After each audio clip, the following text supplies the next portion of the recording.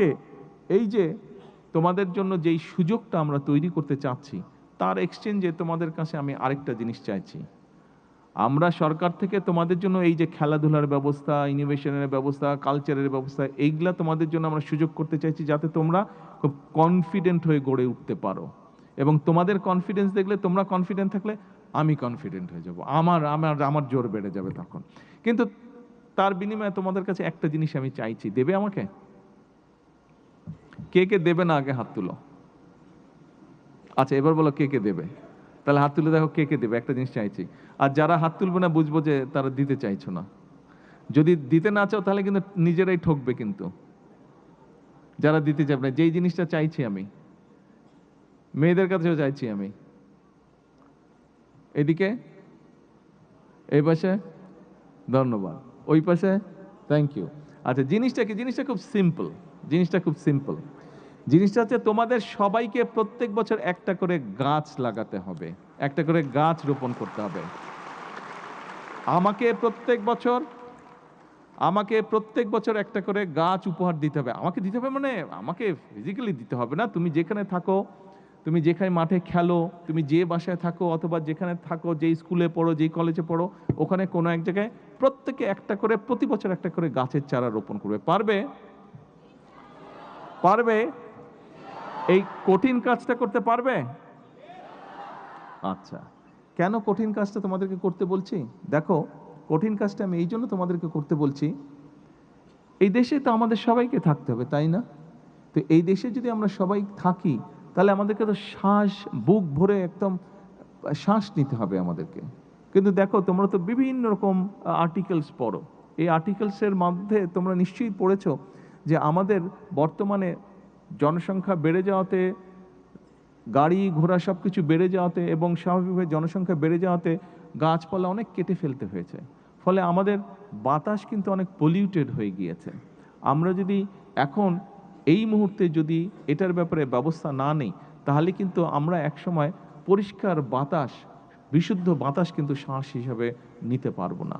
সেই জন্য আজকের এই অনুষ্ঠানে আমরা এত সুন্দর একটা অনুষ্ঠান করলাম, কিন্তু এই অনুষ্ঠানটাকে যদি সত্যিকারভাবে আমরা এটাকে যদি ফ্রুটফুল করতে চাই, তাহলে আজকে এই রিকোয়েস্টটা আমি তোমাদের কাছে করছি। এবং তোমরা প্রতি বছর আমাকে দিতে হবে না, তুমি তোমার নিজের জন্যই কিন্তু একটা করে গাছ রোপণ করবে। তুমিও বড় হবে, গাছটাও বড় হবে। দেখবে গাছটা তোমার সবচেয়ে বেস্ট ফ্রেন্ড হয়ে দেখা দিবে এক সময়। ওই গাছের সাথে তুমি, ওই গাছকে নিয়ে অনেক কিছু তুমি কথা বলতে পারবে ওই গাছের সাথে। তোমরা কথা বলো গাছের সাথে। আমি কিন্তু গাছের দিকে তাকিয়েতেই কিন্তু চিন্তা করি, জানো। আমি এখানে যেখানে থাকি, ঢাকায় যেখানে থাকি, ওখানেও বড় বড় গাছ আছে।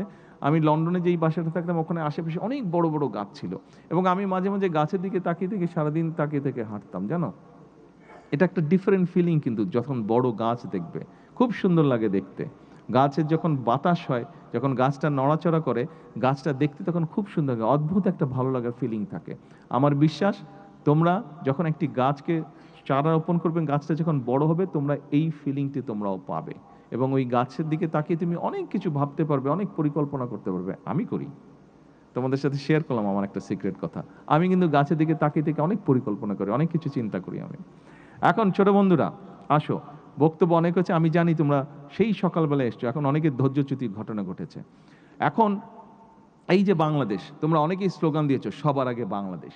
সবার আগে বাংলাদেশ স্লোগানটা তোমরা দিয়েছো বই কি, কিন্তু এই স্লোগানটা না তোমাদেরকে ফিল করতে হবে, তোমাদেরকে অনুধাবন করতে হবে।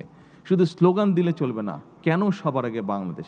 এই জন্যই সবার আগে বাংলাদেশ, কারণ আজকে তোমরা আছো।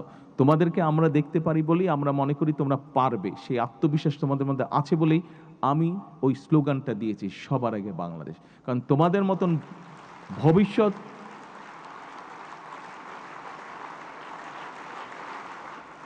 তোমাদের মতন ভবিষ্যৎ যেই দেশে থাকে, সেই দেশকে এত টেনশন করতে না, সেই দেশকে এত চিন্তা করতে না, শুধু দরকার ডিসিপ্লিন।